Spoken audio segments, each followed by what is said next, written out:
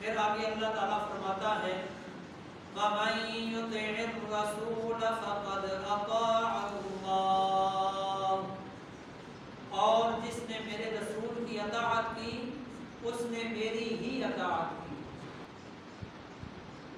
اگر تیرے اور میرے آقا کی زندگی مبارک کو پڑھ کر دیکھا جائے اور آپ کی پیدائش، آپ کا بچپن، آپ کا لڑکپن، آپ کی جوانی، آپ کی ہجرت، آپ کا مکہ مکرمہ میں وقت گزارنا، مدینہ منورہ میں وقت گزارنا، یعنی کہ اگر یہ سارے آپ کے واقعات، آپ کے حالات، آپ کی سوانح حیات اور پڑھا جائے تو ہر چیز نے تیرے اور میرے آقا کی تابعداری کی۔ اور پھر آگے رب نے فرمایا وَمَن يُطِعِ الرَّسُولَ فَقَدْ أَطَاعَ اللَّهَ، رب نے فرمایا جس نے میرے رسول کی اطاعت کی اس نے میری ہی اطاعت کی۔ اب ہم لوگ اپنے گریبانوں میں جھانک کر دیکھیں، آج کل کے مسلمان یا آج کل کے ملا یا آج کل کے شیخ القرآن، شیخ الحدیث، پیران نظام، جتنے بھی اپنے آپ کو کچھ سمجھتے ہیں، وہ یہ دیکھیں کہ اب وہ موازنہ کریں۔ میں نے جو بات کی تھی نا شروع میں، جڑے من جاتے ہیں بغیر تکیاں بھی من جاتے ہیں، جڑا نہیں منتا جناب وہ تک کے بھی نہیں منتا۔ ابو جہل نے ہاتھ میں کنکر پکڑے ہیں اور کنکر پکڑ کر صرف ایسے نہیں پکڑے، پھر ہاتھ پیچھے بھی رکھے تھے اس طرح، اور تیرے اور میرے آقا کی بارگاہ میں حاضر ہو گیا ابو جہل، کہا بھتیجا محمد صلی اللہ علیہ وسلم بتائیں میرے ہاتھ میں کیا ہے؟ مرنا تو ہے کوئی نہیں سی۔ حضور مسکرائے، حضور نے فرمایا کہ ابو جہل میں بتاؤں تیرے ہاتھ میں کون ہے یا جو تیرے ہاتھ میں ہے وہ بتائیں میں کون ہوں؟ سبحان اللہ۔ بس حضور نے اتنی بات کرنی تھی، ابو جہل کے ہاتھ میں مٹھی کے اندر کنکریوں نے کلمہ پڑھ دیا، لا الہ الا اللہ محمد رسول اللہ الصلاۃ والسلام علیک یا رسول اللہ۔ ابو جہل کے طوطے اڑ گئے، رنگ اڑ گیا، یہ کیا اس طرح کیا جناب؟ اور آخر ماننا تو نہیں تھا نا، کیوں جڑا منتا بغیر تکیا بھی منتا ہے، جڑا نہیں منتا وہ تک کے بھی نہیں منتا۔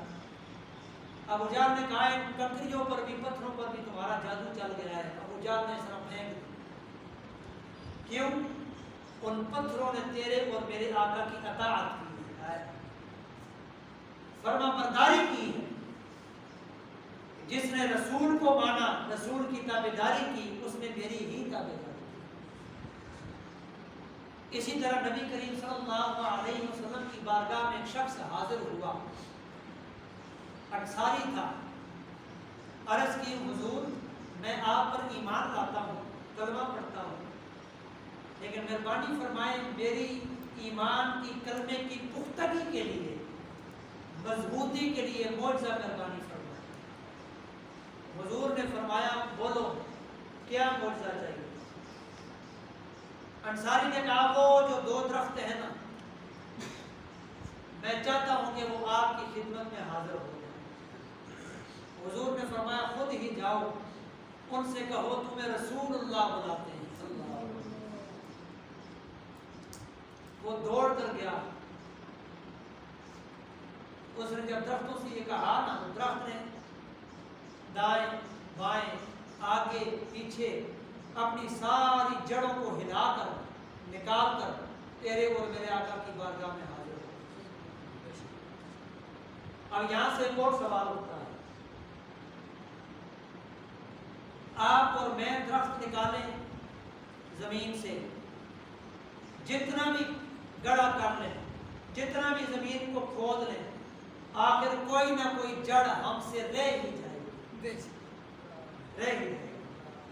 لیکن قربان جائیں تیرے اور میرے آقا کے فرمان پر کہ آپ نے فرمایا، درخت نے بے ادبی سمجھی، درخت سے جب پوچھا گیا نا کہ ساری جڑوں کو کیوں حاضر کیا، تو درخت نے زبان حال میں کہا کہ ساری جڑوں کو اس لیے دائیں بائیں آگے پیچھے ہلا کر ساری جڑوں کو اکٹھا کر کے میں حضور کی بارگاہ میں اس لیے حاضر ہوا ہوں کہ میری ایک جڑ بھی پیچھے نہ رہے تاکہ حضور کا ادب برقرار رہے۔ ہون دس آج کا مسلمان ٹھیک ہے یا اس دور کے درخت ٹھیک تھے جو حضور کے تابعداری کیا کرتے تھے؟ آج کا ملا، آج کا مسلمان کلمہ پڑھ کے، قرآن پڑھ کے، حدیث پڑھ کے، نماز پڑھ کے اور نفل پڑھ کے، حج کر کے، عمرہ کر کے، زکات دے کے، صدقہ دے کے، مسجد بنا کے، مدرسہ بنا کے، یتیم کو دے کے، سارے ارکان اسلام ادا کر کے آخر میں کہہ رہا نبی ہے پتہ ہی نہیں۔ پھر تیرے سے تو وہ درخت بہتر ہے کہ جو جنہوں نے حضور کی تابعداری کی ہے۔ حضور کی تابعداری کا کیا مطلب ہے کہ جو کچھ حضور نے فرما دیا آمنا صدقنا سب کو ختم کر، بس کوئی ہیل حجت نہیں، کوئی بہانہ نہیں، کوئی روایات تلاش کرنا نہیں، بس عاشق کا کام ہے معشوق منہ سے نکالے بس سب ختم کر۔ اسی عاشق کا دنیا کے اندر واحد ایک ایسی ہستی ہے کملی والے کی ذات جدھر رب بھی عاشق ہے تو مخلوق بھی عاشق ہے۔ سبحان اللہ، ایک ہی ذات، رب بھی عاشق، مخلوق بھی عاشق۔ عاشق کا کم تے پھر ہوتا ہے جناب کہ معشوق جو بات کہہ دے بس سب ختم ہو۔ مزہ تے تاں ہوندا نا محبت دا، عشق دا مزہ تاں ہوندا۔ شاعر کہتا ہے کہ انہاں اکلاں وچ نہ پھسا سانوں، کوئی یار دی گل سنا سانوں، ایتھے اکلاں دا سکہ نہیں چلدا جتھے عشق قرآن دا ڈیرا ہے۔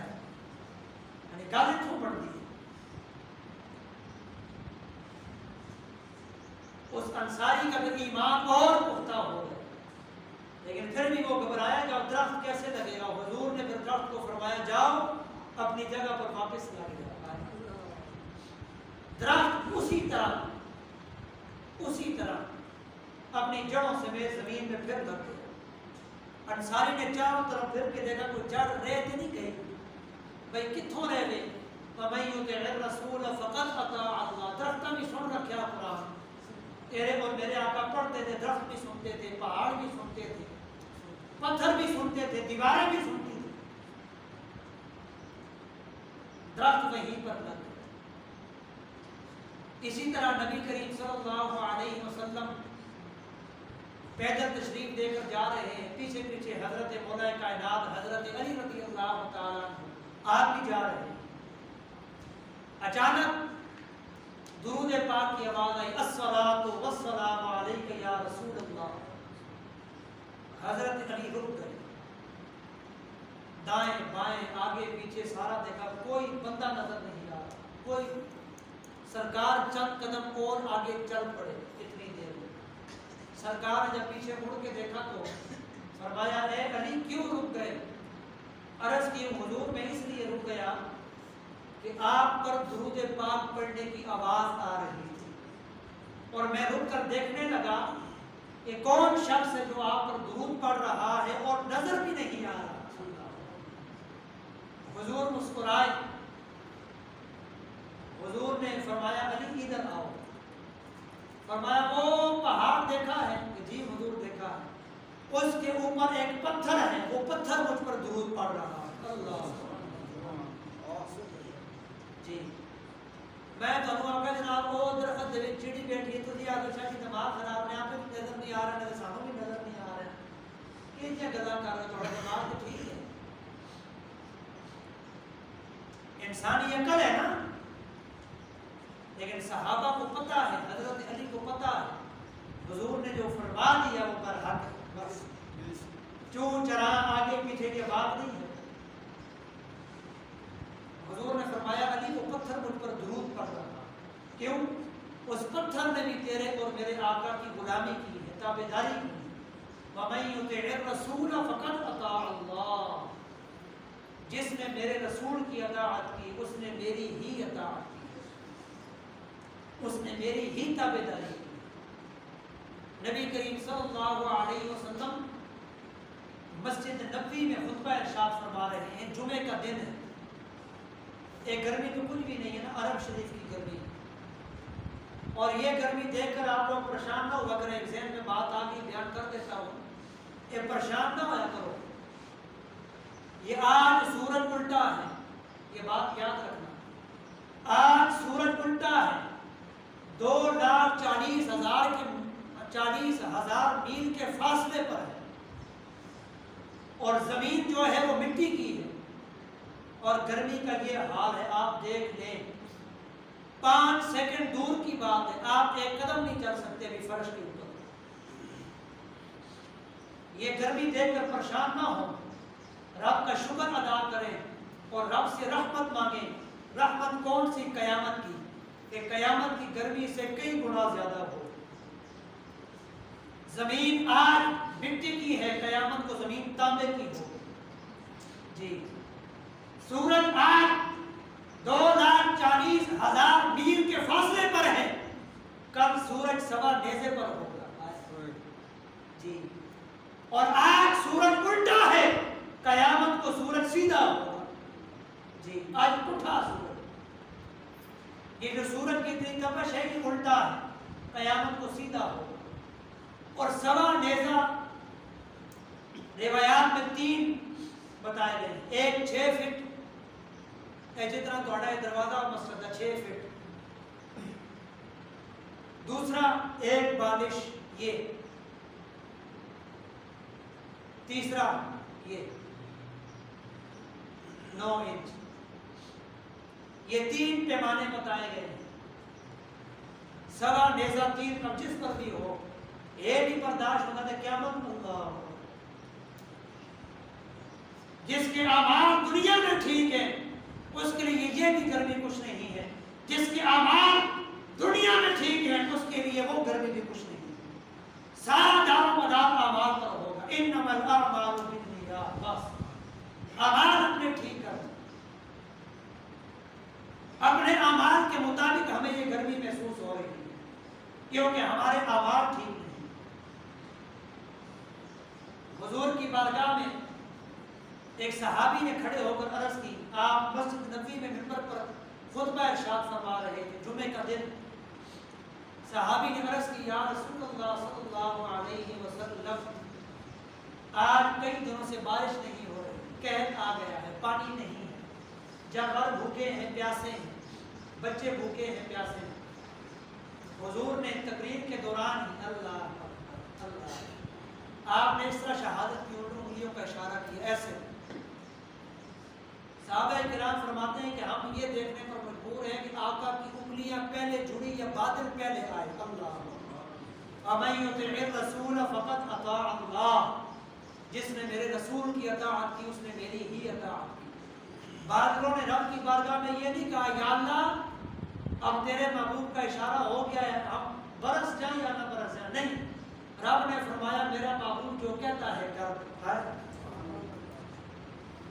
ایک ہفتہ بارش ہوئی، جب اگلا جمعہ آیا پھر وہی صحابی کھڑا ہوا، عرض کی، یا رسول اللہ صلی اللہ علیہ وسلم اب بہت بارش ہو گئی، اللہ اب رحمت زحمت کی طرف آ رہی ہے، مہربانی فرمائیں دعا کرو۔ حضور نے اس طرح انگلیاں جوڑی ایسے، اور آپ نے ایسے کیا، ایسے، بادل ختم ہو گئے، بارش رک گئی۔ یہ مقام ہے تیرے اور میرے آقا کا، وَمَن يُطِعِ الرَّسُولَ فَقَدْ أَطَاعَ اللَّهَ، جس نے میرے رسول کی اطاعت کی اس نے میری ہی اطاعت کی۔ پھر حضور اپنے حجرے میں تشریف فرما تھے، ایک صحابی دوڑ کر آئے، عرض کی، حضور میرا جو اونٹ ہے وہ بے قابو ہو گیا، آپے سے باہر ہو گیا، بڑا مستی کر رہا ہے، کاٹنے کو دوڑتا ہے، لڑتا ہے، میں نے چار دیواری کے اندر اس کو بند کر دیا۔ آپ مہربانی فرمائیں تشریف لائے۔ حضور آئے، باقی صحابہ نے تیرے اور میرے آقا کو منع کیا، حضور اونٹ بڑا مستی میں ہے، آپ کو نقصان نہ پہنچا دے، مہربانی فرمائیں باہر ٹھہرے۔ تیرے اور میرے آقا مسکرائے، کیوں مسکرائے؟ کیونکہ تیرے اور میرے آقا جو ہے وہ جانوروں کی بولیاں سمجھتے بھی تھے، سنتے بھی تھے، مسئلے حل بھی کرتے تھے۔ ہمارے لیے جناب کتا چلا ہو جائے جناب اسی بات اہجن کرا دوڑا آگے پورے پیچھے پرے ہو نہیں، آخر کار گولی کٹو تے مارو، کیوں چلا ہوگا لڑسی۔